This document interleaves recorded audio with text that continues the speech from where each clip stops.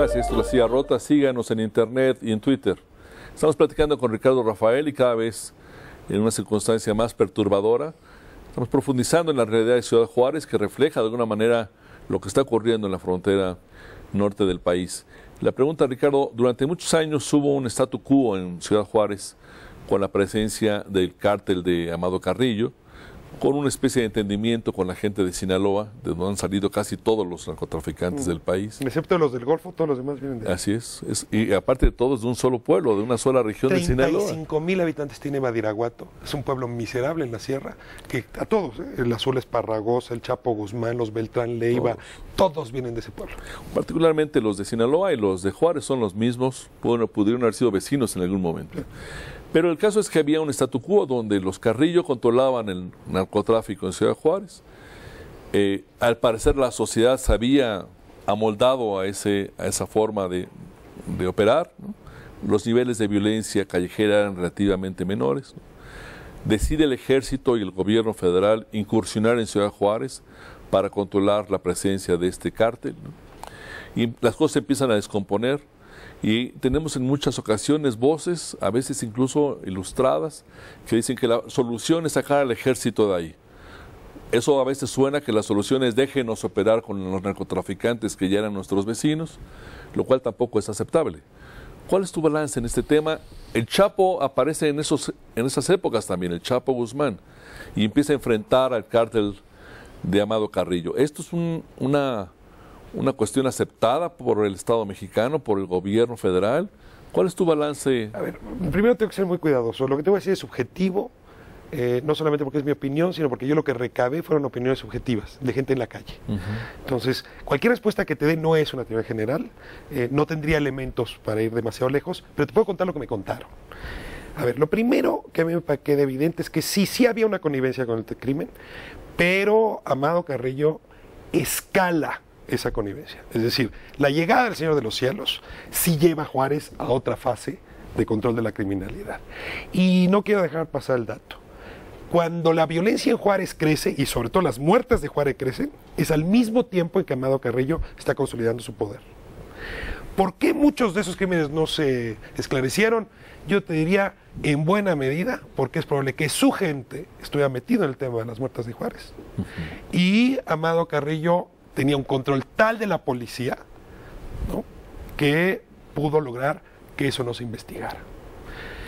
Esa fuerza no la logra mantener su hermano Vicente, se debilita, pero la ciudad de Juárez vive aceptando que la línea, que es justamente el brazo armado, controle y ordene. La línea es este grupo armado. El grupo armado de policías, Roberto. A ver, la línea es un grupo armado de policías que defienden al cártel. Y no solamente para el asunto del narcotráfico, sino para ordenar la criminalidad en beneficio del cártel de Juárez. Cuando llega el ejército, en efecto, empieza a combatir a estos individuos de la línea, los meten incluso a la cárcel. Pero muy rápido la línea, y esto insiste mucho la gente en decirlo, encuentra protección no desde Juárez, sino desde Ciudad de Chihuahua. Al parecer, el gobierno del Estado siente que el gobierno federal está llegando a atentar contra sus intereses y muchos policías que fueron corridos en Juárez, en la tarde fueron recontratados en el gobierno de Chihuahua. Entonces, aquí viene el dato interesante. El Estado es parte del problema, y no hablo del Estado de Chihuahua nada más. El gobierno está imbricado con el crimen organizado. Entonces, llega el ejército y lo que está atentando es no nada más contra los criminales, sino contra el ejército. ¿Quién se beneficia de este encuentro? El cártel de Sinaloa, el cártel, o digamos la Federación del Pacífico con el Chapo Guzmán. La violencia crece mucho en los últimos años porque el momento en que el ejército empieza a enfrentar al cártel de Juárez, la Federación del Pacífico, el Chapo Guzmán, se mete a fondo hasta que les gana buena parte de la plaza. Y cuando digo no nomás es Juárez, es el Valle de Juárez donde el Señor de los Cielos aterrizaba las naves. Debo preguntártelo, tu percepción es porque el Chapo Guzmán y su cártel identifican una debilidad de los Carrillo, o porque el Estado mexicano, el gobierno federal, le abre espacio al cártel del Chapo Guzmán.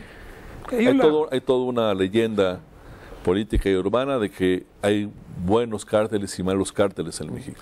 Mira, Charles Bowden, lo vuelvo a citar, dice, no hay una guerra contra las drogas en México, hay una guerra por las drogas. Eso es lo que realmente se está dando. Yo la impresión con la que me quedo es que el Chapo ha construido una estrategia de propaganda tal que en efecto puede convencer a casi cualquiera, incluidos los intelectuales de los que hablamos hace un momento, de que él es el cártel bueno. Lo cierto es que cada vez que el Chapo llega a algún lugar es cuando crece mucho más la ola de muertos. Porque lo que hace en efecto es quitar los mandos medios del cártel enemigo para meter a su gente. Y en ese momento se reacomodan las cosas y se vuelve muy delicado. Yo me quedo todavía con la explicación de que el gobierno mexicano a nivel federal no ha tenido la sensibilidad de hacer un buen diagnóstico de quién es este cártel y cómo su acción en efecto está beneficiando al punto donde el Chapo empezó ganando Tijuana y ya está a punto de ganar Reynosa y Matamoros. Sí, para efectos prácticos es el cártel más importante, el que más ha crecido, la fortuna más y sus mandos ya controlan toda la frontera. Yo no quiero decir que el gobierno lo apoyó para que esto ocurriera, pero lo que hizo el gobierno se ayudó al final para que el Chapo controlara de esta manera. Ahora, me regreso a tierra. ¿Qué te dice la gente? Cuando yo empecé a ver que la mayoría de los detenidos eran del cártel de Juárez y muy pocos del cártel del Chapo, entendí que no podía confiar en la guerra del presidente Calderón. Y eso me parece el dato más importante. La percepción de la gente es que está sesgado. Entonces, ¿ya para qué hacemos teoría? Eso forma parte del debate. Te tengo que preguntar, antes de terminar, Ricardo, tu libro habla de toda una tragedia, digamos, con distintas ópticas. ¿Encuentras también salidas de esta tragedia? A ver, el libro empieza alejadísimo de la violencia y el narcotráfico. Es decir, no era mi intención. Yo quería contar la vida del norte, qué estaba pasando. Y Roberto, me encuentro con historias extraordinarias. Por eso el libro se llama así. Nos hemos entretenido en esta parte porque sí ayuda a explicarla. Pero al mismo tiempo me encuentro cómo la gente está viviendo no una ética distinta frente al problema, porque todavía no llegan hasta allá, una épica. Una épica humana que los escritores, los periodistas, los defensores de derechos humanos, los jóvenes están tratando de imaginarse el país que sigue. Y yo te puedo decir que buena parte de las soluciones que vamos a tener que en el país entero escuchar están ahí ya.